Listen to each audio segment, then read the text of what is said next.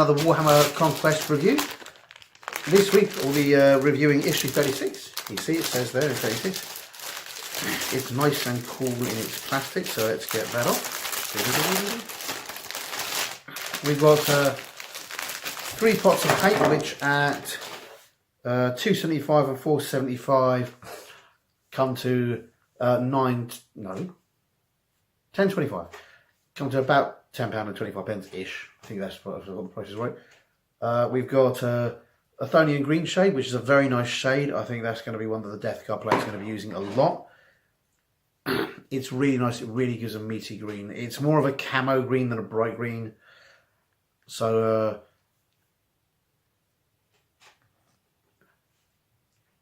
so it's going to be useful for a lot of stuff. If you're an Imperial Guard player, it's a great colour. And if you're a Death Guard player, it's an even great colour. As I say, it's more of a sort of dirty camo green than a deep Dark Angel green or a bright green. We've got a refresh of Macragge Blue for the Space Marine players if you're painting your guys up as Ultramarines. If not, I guess there's always eBay. So if you're collecting this and you're not painting Ultramarines, you've got a lot of Macragge Blue at this point. And we've got Steel Legion Drab, which is a nice dirty brown. Couple of shades darker than khaki. Some of you are going to be sitting there and go, khaki's green, like this colour. No, khaki is actually a yellowy colour like this. It actually comes from an Arabic word which means dirty grey. But when they say dirty, they mean more sort of sand dirted, which leaves things kind of looking a dirty yellow, which is a few shades lighter than this. This colour here is olive. You'll see a lot of it written down as khaki in shops. That's because shops are dumb and they didn't know the difference, so they got it wrong. But yeah, this is olive drab, which is a few colours darker than khaki, but still a nice sort of pseudo militaristic colour. Sorry, olive drab. Steel Legion Drab, which is a nice pseudo militaristic colour, and the colour of the Steel Legion, strangely enough. So 2 of those are going to be very useful. One of those of limited use if you're not following the Ultramarine colour scheme, and there's no reason not to. Ultramarines are a great chapter. They've got their Primarch back, and they've got a lot of cool stuff going for them. You know, I'm not suggesting you paint any other chapter. Space Wolves. They're a perfectly fine chapter. Space Wolves. Yeah. Anyway, once again, page 1, signed by Ian. Oh. Then, page 2, a deadly evolution. We've got an awesome picture of the Psycho there, with lightning shooting out of his hands. I've always wondered why lightning shoots out of their hands. It's a psychic power. Surely it should shoot out of their brains. But that's how they choose to do it, which is cool. This guy is ironically, I think they're still actually called Primaris Psychers. Nothing to do with Primaris Marines. I'm not sure if they've changed the name yet, but the Psychers for Imperial Guard or whatever the fuck they're called now, they're Imperial Guard to me. Used to come in 2 forms. One was a Primaris Psycho, who was a Psycho who had enough control and power to basically do things, and the other was a Psychic Choir, which was a group of usually 3 individuals, and every time you kill one they got less powerful, but they functioned as a group and supported each other, and they were kind of pasty looking and nowhere near as awesome. Whereas the Primaris Psychos were just these guys who just shot out stank and wherever they wanted. As you can see, they still come with the Psychic Hood and a big stick, which I think is just to warn people where the Psychic is. You know, basically here might be demons if I cock this up. It goes through some of the stories about where Psychers come from, what Psychers are, their connection to the warp. Here you've got more here. Sanctioned Psychers, Rogue Psychers, Chaos Psychers. Here you go, Sanctioned Psychers, which were sometimes known, at one point rather, known as Psychic Choirs. You can see there's 3 of those guys there. Actually 4 in the background. And they're all working together. The Rogue Psychers, they basically were Astra Militarum. They basically work for the Astra Militarum, although you can find Sanctioned Psychers in other functions. Rogue Psychers, those Psychers able to board the black ships, live their life as outcasts, hunted by both the Imperial and the denizens of the warp. Since the Great Rift opened, black ships have been unable to reach large sections of the Imperium, resulting in lots of unsanctioned psychers. So that's interesting. If you're writing, if you're doing an RPG based in 40k, go get that. And then you've got Chaos Psychers. Some Psychers actively court demonic entities, often in pursuit of power. I'll try that again. Some Psychers actively court demonic entities in the pursuit of power. Often these cruel individuals lead cults dedicated to dark gods. Most of these Psychers are eventually consumed by the powers they consort with, or they are purged by the Imperium which they have forsaken. Basically, being a Psyker is having like having a massive door in the middle of your head. Not like the psychedelic monks, yeah, completely different to them.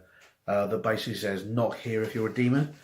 And some of the Psychers will sort of try and make deals with characters and say, look, I know you could possess me, but I can be much more useful to you if you don't possess him over there. He's really bad. And that's another cool thing.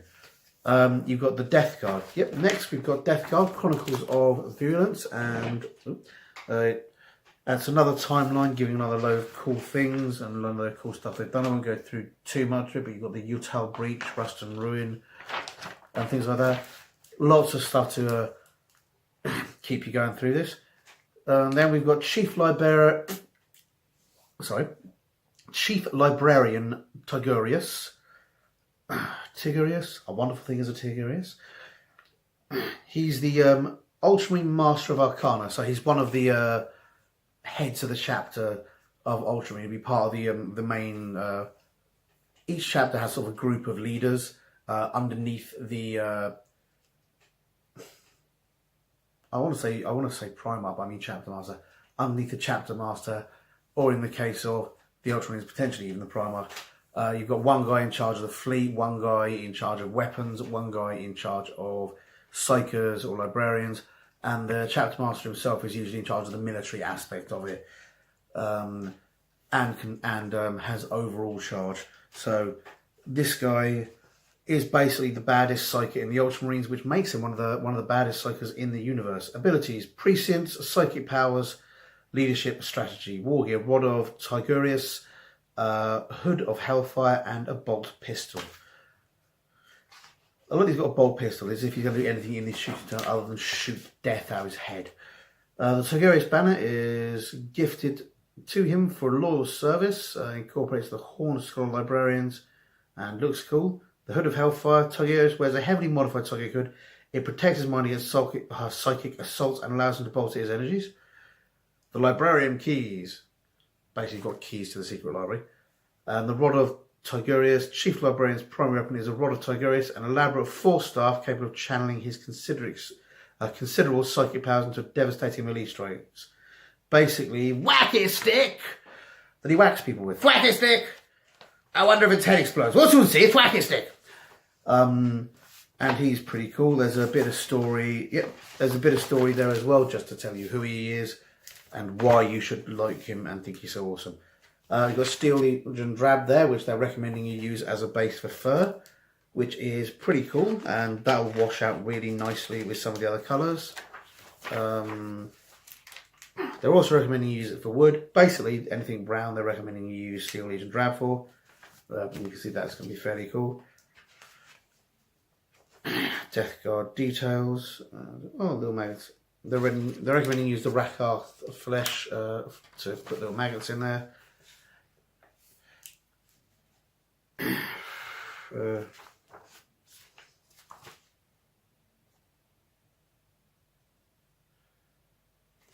And they're recommending that you then go over with the Agrax Earthshade there, so that's pretty cool.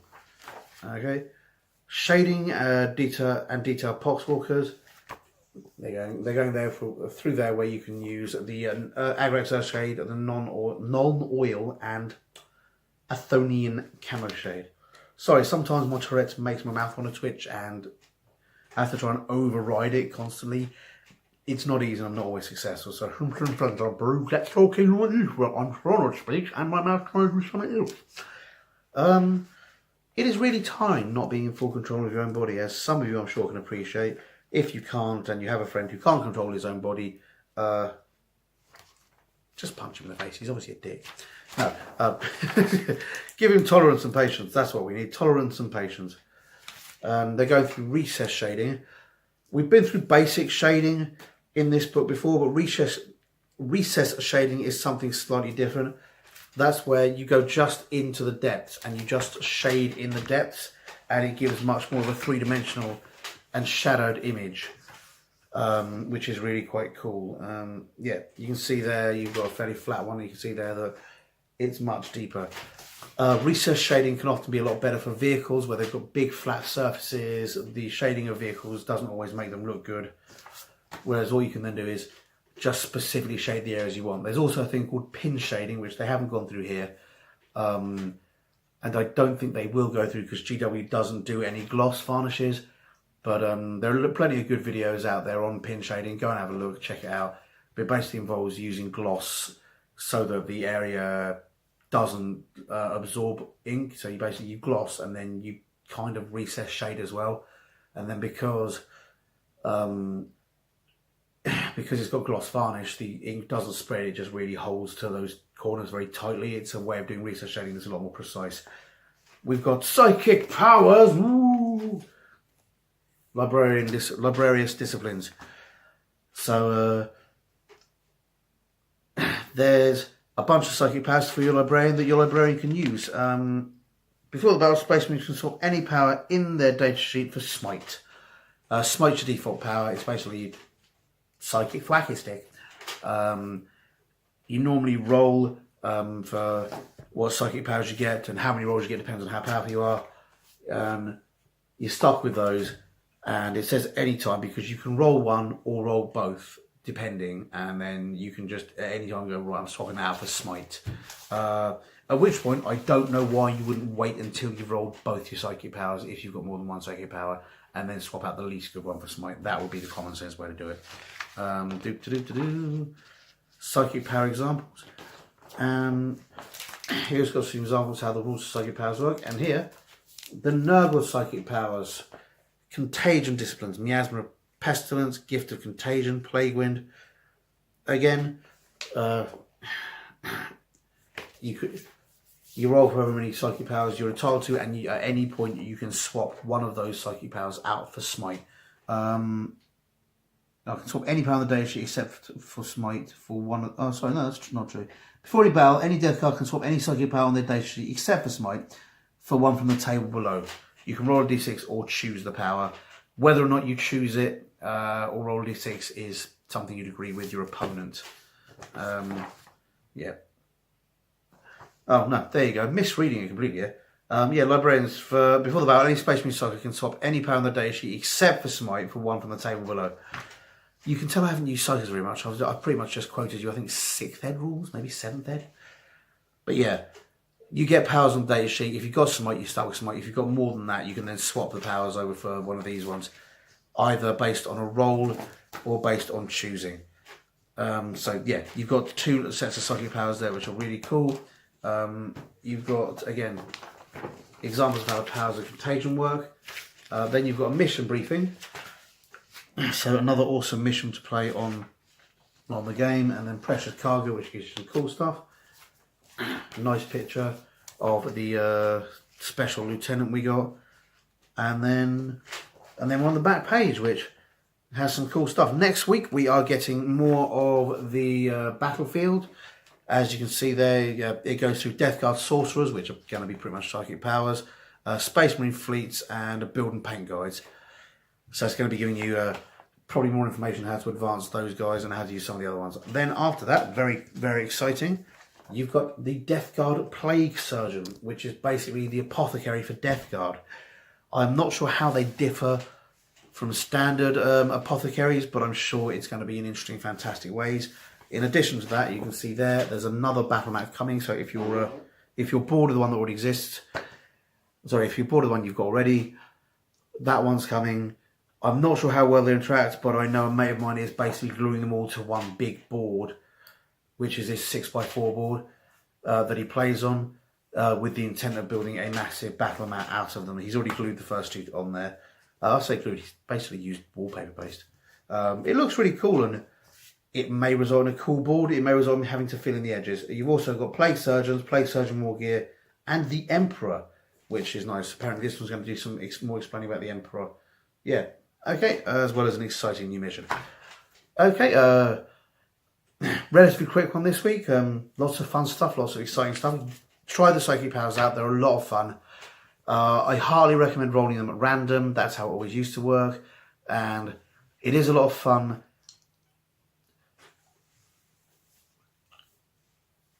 It is a lot of fun getting random Psychic Powers because it lets you try out different things and forces you to try out different strategies rather than going for the same psychic strategy. I know in 6th ed, one of the Psychic Powers for precognition, for the basically seeing the future, was prescience. Was it prescience or precognition? Basically, the base power that you could always swap out was the one that let you reroll to hits or to wounds. Yeah, reroll all your to hits. Sorry, that was it. Basically, making any squad twin linked. And you roll a power, not even wait for those to go and say, I'm going to swap it out. Because the best power was the core power. So you never used any of the others. If you were playing smart. However, if you wanted to have fun, you ignored that roll and took what you got and ended up having to do all kinds of weird and wacky things.